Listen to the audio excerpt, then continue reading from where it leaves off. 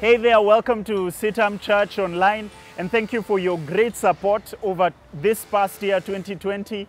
As we draw to the end of 2020, we want to say thank you. Thank you for your shares, your likes, your subscribing, but more than that, your encouragement, your engaging with our content. My name is George Murichu, pastor at CITAM, and today I'd like to share about holding that difficult conversation. In English language, you must have heard of that phrase, the elephant in the room. The elephant in the room talks about something that's difficult, something that's obvious, but something that everyone wants to avoid. An issue that needs to be addressed head on, but because of how big and sensitive it may be, potentially harmful, people tend to avoid it. And you and I need to develop the muscles in our relationships to hold difficult conversations. Why do we need to do this? I want to point you to a verse in the scripture that tells us why. But this verse also tells us how we can go about holding those difficult conversations. And what I have in mind here is, I have in mind someone who is offended. As you're thinking of 2020, you have a long litany of guys who have hurt you, they've wounded you, they've stepped on your toes.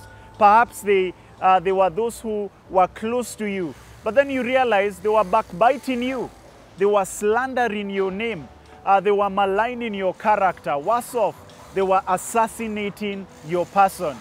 These are people who you thought were friends, but they ended up giving you a Judas kiss of betrayal. I don't want you to carry those people into next year. I don't want you to carry them with you another minute of another day. I don't want you to carry them with you any longer.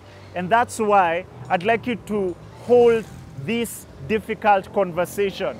That's why I'd like you to address the elephant in the room. And listen to what Paul says to us in Ephesians 4, verse 15. He says, instead, speaking the truth in love, we will grow to become in every respect the mature body of Him who is the head, that is Christ. One more time, I read from NIV, Ephesians 4:15. Instead, speaking the truth in love, we will grow to become in every respect the mature body of Him who is the head, that is Christ. Two things I hear there. I hear why we need to hold these difficult conversations, why we need to speak truth in love. And this is why, in order for us to mature, in order for us to grow spiritually, to become like Christ, you and I grow spiritually, not only by prayer, not only by fasting, not only by reading the word, but also in the hard work of relationships, in the messy ground of work situations, relationships, family things that need to be addressed. You and I need to do it because of maturity. But then the Bible goes on to say how we can hold these difficult conversations. It says two things: truth in love. Truth in love.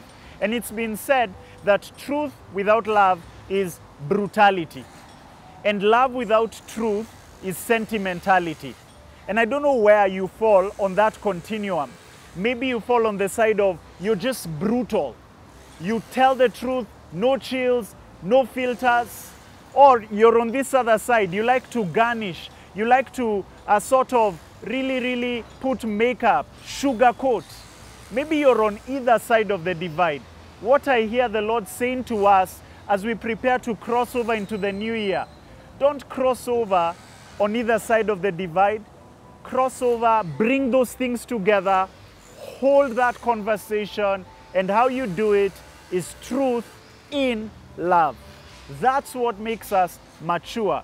That's what makes us followers of Jesus. It is when we can address the elephant. We don't skipe, we don't run away from it. We take it head on. And this is something I'm learning to do in my discipleship as I follow Jesus. Because if I'm honest, and just a moment of self-disclosure, I'm inclined more on this side, more on the side of being non-confrontational. But what I hear is that whether you're non-confrontational or whether you're super confrontational, we need to bring those two things together, truth in love. And when we do that, we'll be on the path of maturity. And it will be good for your soul. It will be good for your health. It will also be good for that person that you hold that difficult conversation with. So let me know how it goes. I'd love to pray with you. More than that, I'd love to see testimonies of relationships that were on the rocks.